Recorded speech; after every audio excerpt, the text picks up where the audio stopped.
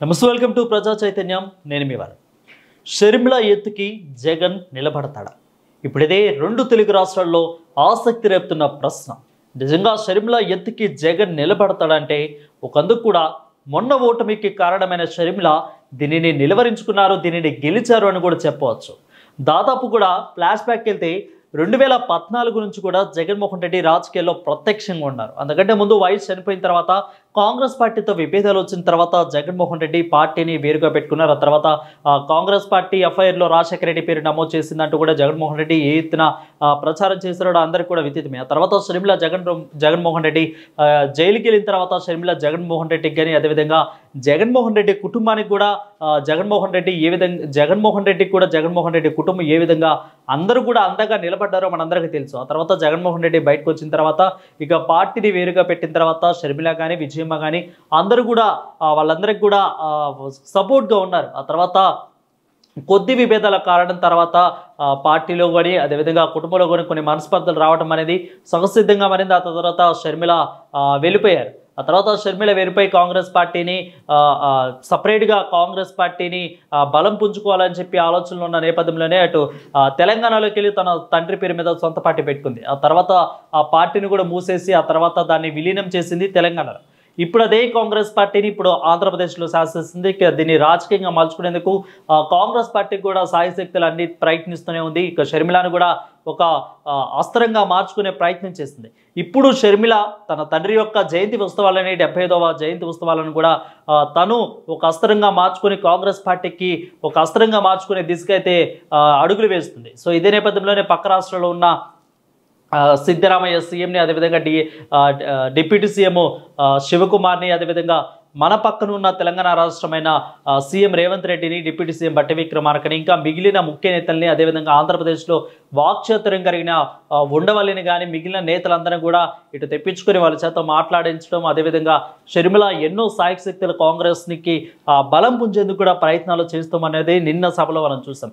So ఈ రకంగా షర్మిల అటు జగన్ని పడగొట్టడానికి, అంటే జగన్కి యాంటీగా ఉన్న రేవంత్ రెడ్డిని కానీ మిగిలిన కాంగ్రెస్ పార్టీ వర్గాలను కూడా ఏ విధంగా దూసుకు వెళ్తుందో వాళ్ళందరినీ కూడా చేజిక్కించుకుందో, వాళ్ళందరినీ చేతులు పెట్టుకుందో మనందరికీ కూడా విదితమే.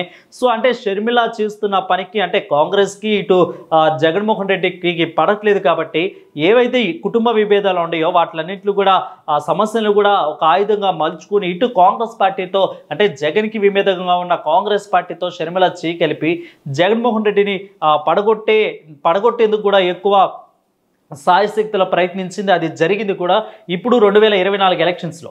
మరి ఇక ఫ్యూచర్లో కూడా అక్రమస్తుల కేసులో బెయిల్ ప్రకారం ఉన్న జగన్మోహన్ రెడ్డికి ఫ్యూచర్లో ఏ విధంగా షర్మిల తోడ్పాటును అందిస్తుందా లేదా, ఒకవేళ షర్మిల వేసే ఎత్తుగడలకి జగన్ నిలబడతాడా, ఖచ్చితంగా మళ్ళీ జైలుకి వెళ్తాడా అనేది కూడా ఇప్పుడు ప్రజల్లో ఆసక్తి రేపుతున్న ప్రశ్నగా మారింది. సో ఇదే నేపథ్యంలోనే ఇప్పుడు షర్మిల మరి దానికి ఏ విధంగా రియాక్ట్ అవుతారు, ఒకవేళ ఆ బెయిల్ పిటిషన్ మళ్ళీ అన్ని తిరిగిస్తున్నట్టు కూడా తెలుస్తోంది. ఒకవేళ మళ్ళీ ఆ బెయిల్ పిటిషన్ తిరిగిస్తున్నట్టయితే షర్మిల ఇటు ఇండియా కూటమితో ఉన్నారు.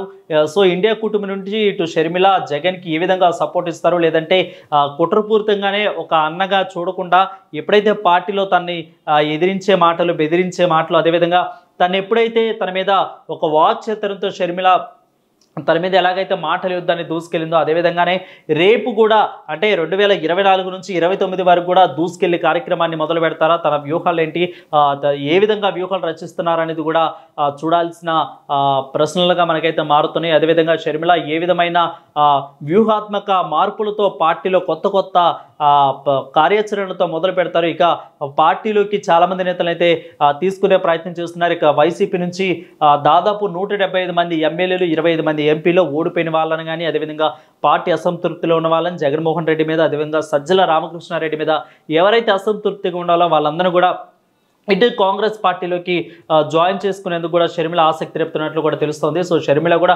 వాళ్ళందరినీ పార్టీలోకి విలీనం పార్టీలోకి చేర్చుకునేందుకు కూడా ఎన్నో సాయశక్తుల మీద ప్రయత్నిస్తుంది. సో ఇలాంటి ఎత్తుగడలకు కూడా జగన్మోహన్ రెడ్డి నిలబడతాడా? ఎంతో తెలివిగలిగిన జగన్మోహన్ రెడ్డి, ఎంతో మేధావైన జగన్మోహన్ రెడ్డి ఇప్పుడు సొంత చెల్లి అన్న మీద చేస్తున్న యుద్ధానికి షర్మిల యుద్ధం చేస్తుంటే షర్మిల పైన విజయాన్ని సాధిస్తారా లేదా అపజయంతోనే ఉంటారా? షర్మిల వేసే ఎత్తుగడలకి తోడు షర్మిలకి తోడున్న చేతల అన్నిట్లు కూడా ఇటు ఇండియా కూటమికి కానీ అదేవిధంగా రేవంత్ రెడ్డికి కానీ మిగిలిన డీకే శివకుమార్ లాంటి మహానేతలు షర్మిల చేతులు ఉంటే వీళ్ళందరూ కూడా జగన్మోహన్ రెడ్డి ఖచ్చితంగా ఎదుర్కొంటారా లేదా? షర్మిల వేసే ఎత్తుగడలకి ఖచ్చితంగా జగన్మోహన్ రెడ్డి నిలబడతాడా లేదా అనేది కూడా ఆంధ్ర రాష్ట్ర రాజకీయాల్లో అదేవిధంగా ఆంధ్ర రాష్ట్ర ప్రజల్లో కూడా ఆసక్తి రేపుతున్న ప్రశ్నగా మారుతుంది. సో చూద్దాం మరి జగన్మోహన్ రెడ్డి ఖచ్చితంగా నిలబడతారా లేదా అనేది కూడా మనం ఆలోచించాల్సిన ప్రశ్నగా మారింది. మరిన్ని అప్డేట్స్ కోసం చూస్తూనే ఉండండి. Stay with us.